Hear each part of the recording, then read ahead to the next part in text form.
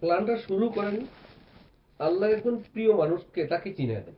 সুবহানাল্লাহ 100%। এরপরে প্ল্যান হলো এই লোকটার অন্তরে ওই আল্লাহর প্রিয় মানুষের মহব্বত দিয়ে দেন। সুবহানাল্লাহ আল্লাহ সুবহান আল্লাহ। এইবার মহব্বত এমন এক জিনিস যে যাকে ভালোবাসে তার সবকিছুই তার কাছে ভালো লাগে। নাম্বার 2, মহব্বত এমন এক জিনিস, মহব্বতের সামনে নিজের আমিত্ব, বড়ত্ব, নিজের যত কিছু আছে সব কিছু বিলীন।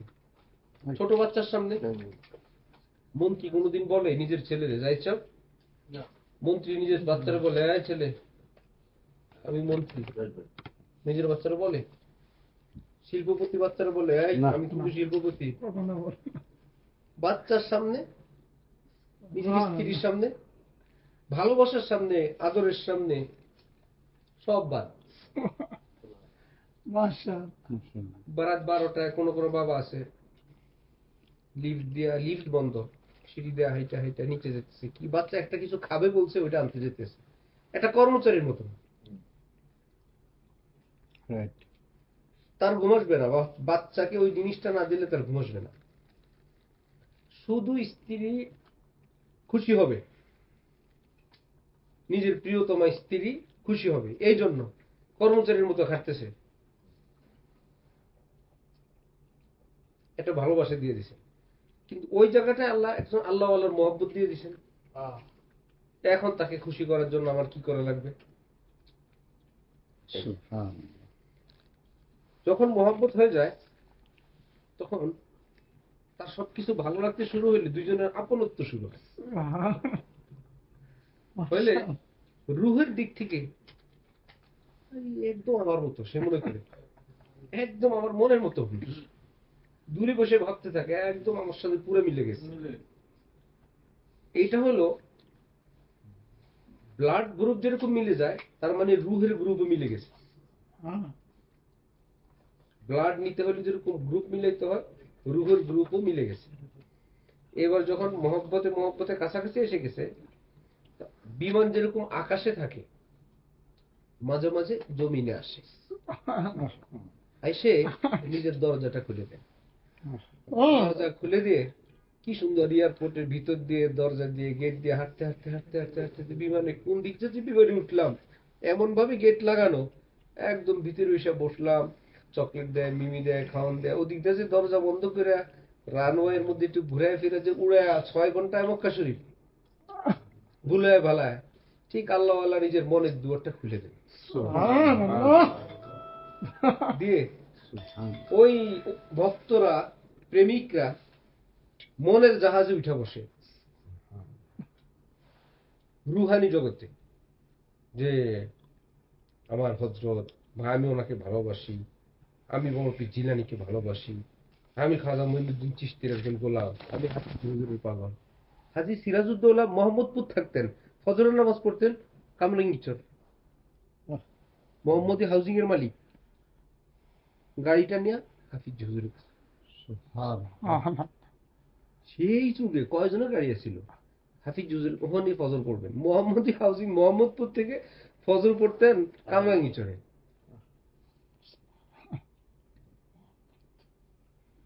হ্যাঁ জি। তারপরে গিয়া আমগো ইয়ার আব্দুল শাকুর ভাই মুগদা জি হাফিজ হুজুরের খাদেম এর বাবা। তারপরে কার কথা শুনলাম ওদিন, এরকম হাফিজ হুজুরের দেওয়ানা জি হলো।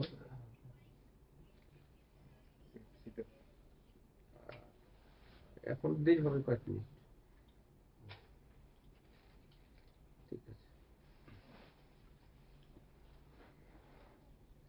হ্যাঁ ওকে ওকে, হ্যাঁ আমরা ওকে। হ্যাঁ বাবা, তো যখন যোগ্যতা তো নাই, একটা বিমান এর পাইলট যেই যোগ্যতা নিয়ে ঢাকার থেকে জিদ্দে আসে, যাত্রীরা কি ওই যোগ্যতা নিয়ে আসে? না জি না মাশাআল্লাহ মাশাআল্লাহ মাশাআল্লাহ ওয়ারে সুবহানাল্লাহ সুবহানাল্লাহ মাশাআল্লাহ কত কষ্টে সে পাইলট হয়েছে। সামান্য কয়টা টাকা দিয়ে টিকিট কিনা উঠা বেকুব সেকুব আলিফ বাতো জানে না এবিসিডি জানে না, উইটা বসে বেল বাঁধতে কয় বেল এটা গিরে দিয়া বানবো না কেন্দ্র করে বসে একবার লাগাইছে এটাতে খুলতে জানে না, খুলে দিছি দ্বিতীয়বার বাঁধতে জানে না, বাথরুমে গিয়ে কি উঠে বইবো না কি করবো। এসে গেছে জিদ্দা, সুবহানাল্লাহ আসে না এরকম লোক? আসে অনেকে কত মূর্খ লোক আর কত তার যোগ্যতা তো আসেনি। পৃথিবীর একজন পাইলট বহু কষ্টে পাইলট হয়েছে, তার নিজের বিমান দিয়ে আসছে, তার নিজের বিমান কত 100 কোটি টাকার বিমান, ওটা দিয়ে এসে পড়ছে 50,000 টাকা দিয়ে, তাও আপ ডাউন 60,000 টাকা দিয়ে, খুব কম পয়সায় 50-60,000-এ। ঠিক আল্লাহর রাস্তায় এরকম কিছু পাইলট আছে, মানে আল্লাহওয়ালারা বহু কষ্টে এই রাস্তায় তারা ড্রাইভারি শিখছে, তাদের জাহাজে খুব সস্তায় আল্লাহ পাক যাদেরকে নিবেন রুহের জগতে উঠায় দেন খুব অল্প সময়ের মধ্যে। ওই আল্লাহওয়ালা জিদ্দায় যান, যারা তার রুহুর জগতে উঠে সব জিদ্দায় চলে যায়। মাশাআল্লাহ মাশাআল্লাহ মাশাআল্লাহ আছি সব একই জিদ্দায়, নতুন জিদ্দা না, হ্যাঁ। একই মক্কায়, হাকিকাল মদিনা। এখান থেকে যেই রোজা ওই বেলার মসজিদে 30 রিয়াল হোটেল, 30 রিয়ালের হোটেল আছে, একই রোজা। আজনিহা তয়বা, মুবিন পিক, দারুল ইমান, একই রোজা। বিজনেস ক্লাস, আরো যত ক্লাস আছে, 30 লাখের হজ, কাবা কিন্তু ওইটাই একটাই। তো যাওয়ার পদ্ধতিটা ভিন্ন, মিডিয়াগুলো ভিন্ন, কিন্তু মূল জায়গাটা একই। তো ঠিক আল্লাহওয়ালা হয় কেউ কষ্টে, কেউ অনেক সহজে, কেউ একদিনে, কেউ বহুদিনে, কিন্তু যে যেভাবে পায় ওই এক আল্লাহরই পায়, অন্য কিছু আর অন্য কাউকে আর পায় না। কেউ একদিনে পায়, কেউ কয়েকদিনে পায়। হযরত থানবীর এক মুরিদ চিঠি লিখছেন, হযরত আমি তো কুলুর বলদ, আমি মুরিদ হয়েছি যেদিন সেদিন যেখানে আমি আজকেও এখানে, আমি রওনা হয়েছি যেখান থেকে আমি আজকেও ওখানে আছি, আমার তো কোনো কিছু হইল না। এই অনুভূতিটাও দামি। কেউ যদি মনে করে আমি আজকে 5-7-10 বছরের মুরিদ, আমি তো মনে হয় অনেক অগ্রসর, এটা ক্ষতিকর। হযরত থানবী তো বুঝছেন যে তার এই অনুভূতিটাও দামি, আমি কিছু হইতে পারিনি। তো হযরত থানবী জবাব দিছেন, ঘাবড়ায়ও না, যে কিয়ামতের দিন যদি আল্লাহ পাক ভিআইপি বান্দা যাদেরকে স্পেশাল ভাবে জান্নাত দিবেন ওই গ্রুপের নাও উঠান, জীবনের শেষে যাদের তওবা কবুল করে জান্নাত দিয়ে দিবেন ওই গ্রুপে আল্লাহ অবশ্যই উঠাবেন। তোমার এত টেনশন কিসের? তোমার জান্নাতে না যাওয়ার দরকার, জীবনের এখন মাফ করবেন না মরার আগে মাফ করবেন সেটা আল্লাহর ব্যাপার। জান্নাত তো দুনিয়া না, জান্নাত তো মরার পরে। মাফ কি আধা জীবনে করবেন না শেষ জীবনে করবেন সেটা আল্লাহর ব্যাপার।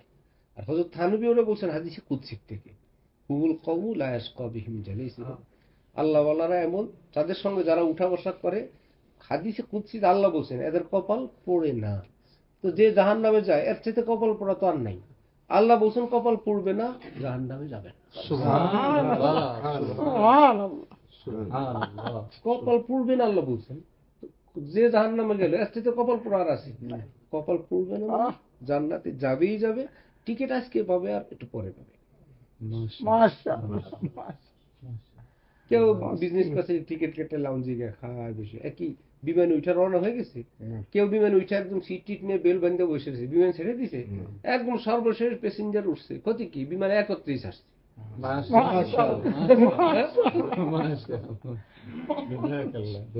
আর একদম শেষ প্যাসেঞ্জারটাও যদি হই,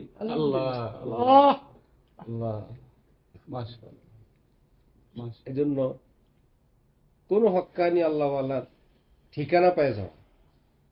হাকিম আজমল খান ভারতবর্ষের শ্রেষ্ঠ হাকিম, উনিও আনা হয়েছেন।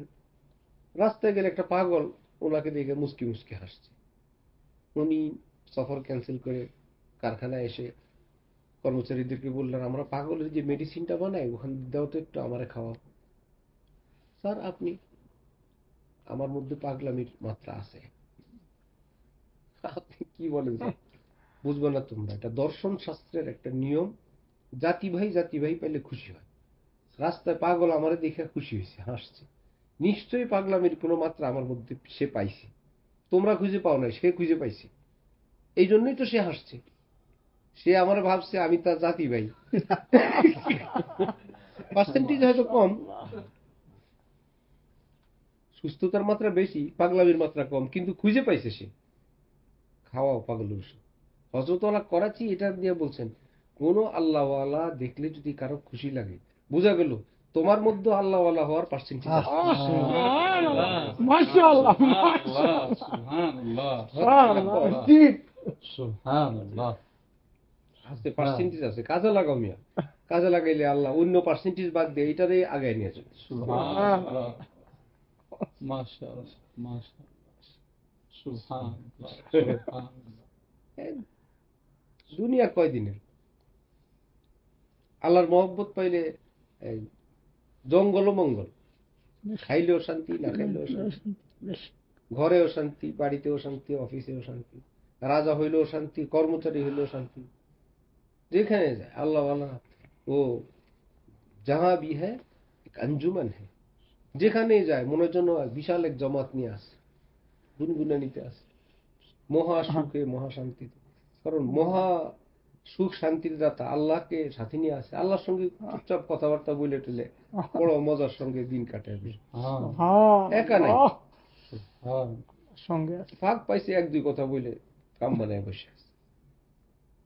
আর দুনিয়াদাররা একা একা ভাল লাগে না, শেষে বোতল খায়, শেষে কোথাও যা সাগর পাড়ে যায়, ওখানে ভাল লাগে না, পরে কুমিল্লা এক জায়গায় গিয়া কি জানিস পুরা বডিতে কাদা মাখায়, পরে রোদি গিয়ে বসে থাকে। ভাল লাগে না যে? একা ভালো লাগে না, মনটাকে সুখ দেওয়ার জন্য। অথচ যদি একটু আল্লাহরে রাখতো, 2 রাকাত পড়তো, কি সুখ ছিল ঘরে, শান্তি ছিল। একটু ঘুম দাও, গোসল করো, খায়, একটু এক্সারসাইজ করো। কি ব্যাপার এক্সারসাইজ করো? হুজুর মানুষ, দিনদার মানুষ। হাদিস শরীফ আসাল মুমিনুল কবি খায়রুল মিনাল মুমিনিজ যালিম। নবীজি বলছেন সুস্থ সবল মুমিন উত্তম দুর্বল অসুস্থ রুগ্ন মুমিনের চেয়ে। আমি নবীজির ওই হাদিস অনুযায়ী আমি সুস্থ মুসলমান থাকতে চাই। সুন্নত ব্যায়াম ট্যায়াম করতে চাই, সুন্নতের উপর আছে। কি ব্যাপার? সুস্থ মুসলমান, সেজদা দিলে কোনো কোমরে ব্যথা নাই, লম্বা সেজদা করতে পারবে, 2 রাকাত বেশি পড়তে পারবে। ভালো খাও কেন ভাই? সুস্থ থাকলে বন্দী করতে পারবো, রাত্রে উঠতে পারবো, ভালো আরামসে দুনিয়ার শ্রেষ্ঠ খাওয়ান খায়, শ্রেষ্ঠ জায়গায় থাকে। কি ব্যাপার? আমরা জামা গায়ে দিই, আমরা নিজেরাই দেখি, অথবা বেশি বেশি একজন বন্ধু বান্ধবকে দেখাই, কেমন হইলো না হইলো। আল্লাহ আল্লাহরা পড়েন, পড়ার সময় নিয়ত করেন, আল্লাহ আজকে আমারও যখন দেখবি কি খুশি হবে, আল্লাহ দেখবেন, এটা তো নিশ্চিত। আমি যেমন জামা পরবো আল্লাহ তো আমার তেমনই দেখবেন। তা আজকে আমি যদি ভালো করি, আল্লাহ আমার ভালো দেখবেন না? আয়নার মধ্যে সাজে গুজো, আল্লাহ আমার আজকে এভাবেই দেখবেন, আমি যেভাবে আছি এভাবেই দেখবেন। এই জন্য শ্রেষ্ঠ সাজা সাজে, কিন্তু দুনিয়ার কারো পরোয়া করে না, আমার আল্লাহর জন্য আমি সাজি। এবং আল্লাহ আল্লাহ বলছেন হাম আচ্ছে লেবাস ইসলিয়ে পেহেনতে হ্যাঁ তাকে হাম আপনি আল্লাহ কো আচ্ছে লাগে। ভালো সুন্দর লেবাস এই জন্য পরি, আল্লাহ পাক নজর দিলেই যেন খুশি হয়ে যায়, যে আমার বান্দারে কেসা সুন্দর লাগে। এই জন্য আল্লাহ আল্লাহরা ময়লা জামা গায়ে দেন না, আল্লাহ দেখলে নারাজ হবে, কি গায়ে দিয়ে আসছো। আর নবীজি বলছেন আল্লাহু নাজিফুন ইউহিব্বুন নাযাফা, আল্লাহ কিন্তু পরিচ্ছন্নতা ভীষণ পছন্দ করেন, ওইভাবে থাকবা। জাযাকাল্লাহ, জাযাকাল্লাহ, জাযাকাল্লাহ। আখির দাওয়ানা আলহামদুলিল্লাহ। মাশাআল্লাহ, জাযাকাল্লাহ, জাযাকাল্লাহ, জাযাকাল্লাহ।